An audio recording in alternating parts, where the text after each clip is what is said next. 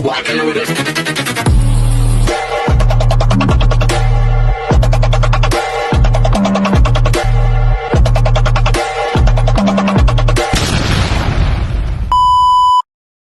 Hi everyone! Good morning! I'm back! It's your Mama Sam dito sa Sam TV. Kamusta naman po kayo mga amigo, amiga, kumare at kumpare? Sana lahat kayo ay okay na okay ngayong araw ng Friday. So, happy Friday sa atin lahat ng bonggang-bongga. Pero syempre bago ang lahat, gusto ko munang batiin ang mga kaibigan natin na nasa parting America. So, hello po sa inyong lahat. Alam ko yung iba dyan nagpapahinga, yung iba naman ay nanonood na ng vlogs natin. So, maraming salamat. And then, of course, gusto ko rin batiin ang mga kaibigan naman natin na nasa parting Middle East, lalo na yung mga nasa Saudi Arabia, Riyadh, at kung saan-saan pa man panig ng Middle East. So, alam ko yung mga kaibigan natin dyan ay magsisimula ng magtrabaho. And then, ayun. So, syempre, good morning sa inyong lahat. So, magandang araw. So, ingat kayo lagi. At maraming salamat syempre sa walang sawang suporta na binibigay ninyo sa akin. So, nakikita ko kasi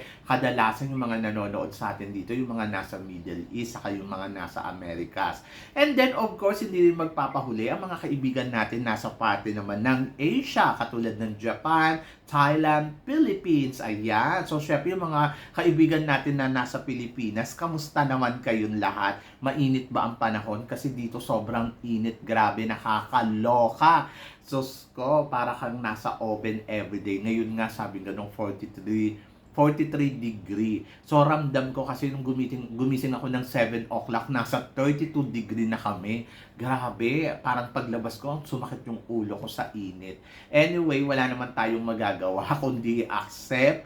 So, inom ng maraming tubig. Kinakatakutan ko lang yung lumindol uli kasi sa sobrang init ng panahon. Pero ayun nga, drink lang a lot of water. Saka kain tayo ng mga yelo. Yung alam mo yun, para malamigan talaga tayo ng bonggang-bongga, di ba? So, yun. So, syempre, ingat-ingat lang. At saka, syempre, God bless sa lahat. At ayun, piliin natin maging masaya everyday. Kahit wala tayong pera. Basta masaya. Okay yon, ganon. At ito na nga, malapit na ang Miss Universe Philippines. So, yun. So, ilang tulog na lang, guys. Ngayon ay 25 na. And then, I think, 8 days to go.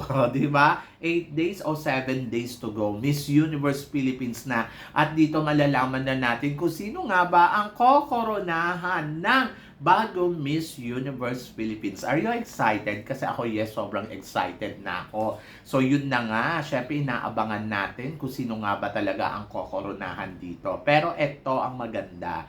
So, ang chika natin for today, Alexi Brooks. Naniniwala na si Atisa Manalo ang mananalong bagong Miss Universe Philippines. So, yun nga sa interview ni Alexi yesterday sa kanyang press con, sinabi niya na naniniwala siya at malaki yung kumpiyansa niya na makukuha nga ni Atisa Manalo ang Miss Universe Philippines crown. So sabi niya,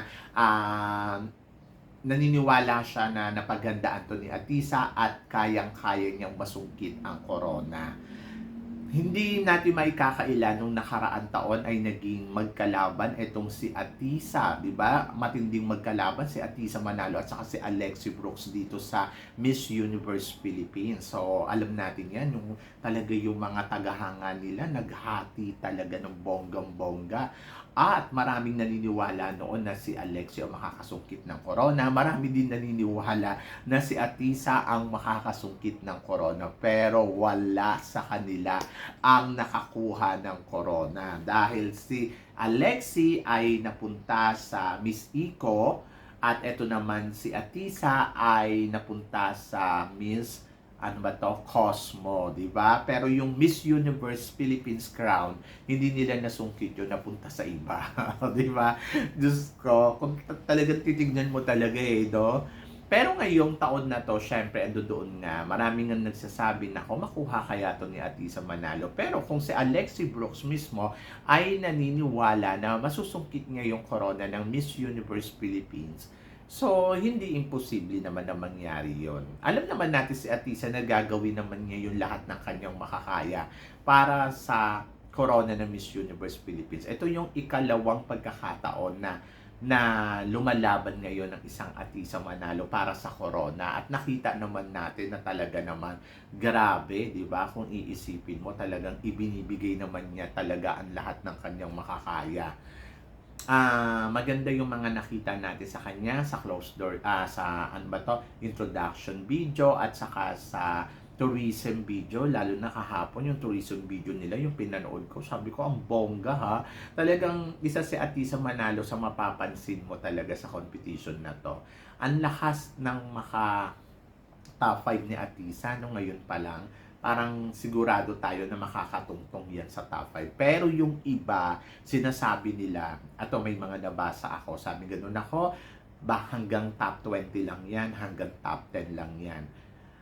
Hindi ko alam, maaaring tama siya, maaaring mali din naman siya. Pero sa tingin ko ay kaya ni Atisa talaga na maka-top 5 ngayong taon na to. And then, alam niya kung paano gagawin to. At isa si Atisa talaga sa mga malakas. So, eto nga ang inaabangan natin, yung magaganap na preliminary competition sa sa Monday. Oo, saan daw mapapanood to? Mapapanood sa sa tawag dito sa YouTube channel nila. So, doon mo mapapanood yung kanilang kanilang laban sa preliminary competition. So, ayan, exciting to dahil alam naman natin na talagang magagaling ang mga naglalaban-laban dito. Pero sabi nga ni Alexi, naniniwala siya na kaya makuha ni Atisa Manalo ang corona ng Miss Universe Philippines. Basta pag naka-destiny daw sa kanya to, lahat ay madaling mangyayari, pwedeng mangyari. Ako naniniwala ako ng ganun. Oo. Kung naka-destiny kay Atisa, alam nyo sa totoo lang, magiging madali na lang yun lahat. I think ang kailangan lang gawin ni Atisa ay just relax. Kasi kung para sa kanya to, hindi siya mahihirapan dito. Siguro just trust the universe, di ba? Kasi may mga dahilan ang mga bagay-bagay kung bakit napunta sa kanya to, bakit hindi nangyari yung ganito. So, ngayon, dito siya. Parang ito yung perfect timing. Pero nakita naman natin na tinatrabaho naman niya. So, looking forward ako kung ano yung magiging pasabog niya sa Monday. Siyempre, yung evening gown na susuotin niya, yung eksena na gagawin niya. And I think doon, Diyos ko, magle-level up siguro talaga ang isang Atisang Manalo, for sure. So yun, so tingnan natin kung ang galawan ba ni Atisa Manalo ay simplihan lang or talagang e-eksena siya ng bonggang-bongga. Nakita naman natin nung tawag dito, yung walling, di ba? Medyo iba na yung performance na ipinakita niya doon. Talagang pumipitik na talaga ang isang Atisa Manalo. Pero ikaw ang tatanungin ko, ano ba yung gusto mo makita kay Atisa? Gusto mo bang i-level up niya yung performance niya o gusto mo lang na katulad ng ginagawa niya na dati? Ako siguro, konting level up lang. Wag naman yung over and over. Parang gusto ko yung konting level up lang. Kasi parang dito niya ibuhos yung energy niya sa prelim at saka sa coronation night. At saka sana, ayun nga, sa closed door interview. Ako guys, sa totoo lang, sa ngayon nararamdaman ko, malakas si Atisa, pero hindi ko pa sure talaga. Malalaman natin to sa prelim kung ano. Kaya lang kasi nung nakaraan taon, maganda din yung prelim niya eh. Basta siguro bahala na lang. Sabi nga ni Alexi Brooks, kung destiny niya to, destiny niya to. Kung para sa kanya to, para sa kanya to. Wala tayong dapat ipag-alala, di ba? So, doon na lang tayo siguro mag-focus kung ano ang ipapakita niya at kung ano ang gagawin niya. And then, ayun, magtiwala na lang. Kasi sabi nga ni Alexi, kung talagang sa'yo yan, sa'yo yan. Katulad na nangyari kay Alexi, destiny niya maging Miss Eco International. So, hindi siya nanalo Miss Universe Philippines kasi para siya sa Miss Eco International. So, ganyan din yung mangyayari kay Atisa. Kung ano ang destiny na para sa'yo, para sa iyo yan. So, yon. So, exciting kung iisipin mo dahil syempre nandito na tayo, papunta na tayo sa exciting moment at konting-konti na lang talaga makukuha niya na ang corona. So, ipagkatiwala na lang natin siguro sa Diyos at sa kay Atisa ang mga eksena na magaganap dito sa Miss Universe Philippines. And good luck, di ba? So, yon. So, kayo ba guys? Ano guys ang masasabi ninyo na sa mga pinag-uusapan natin ngayon? So, nakakatawa, no? Si Alexi talaga support talaga siya kay Atisa. So, yon. So, please comment below para at least malaman ko naman kung ano naman ang chika mo dito sa mga pinag-uusapan natin ngayon.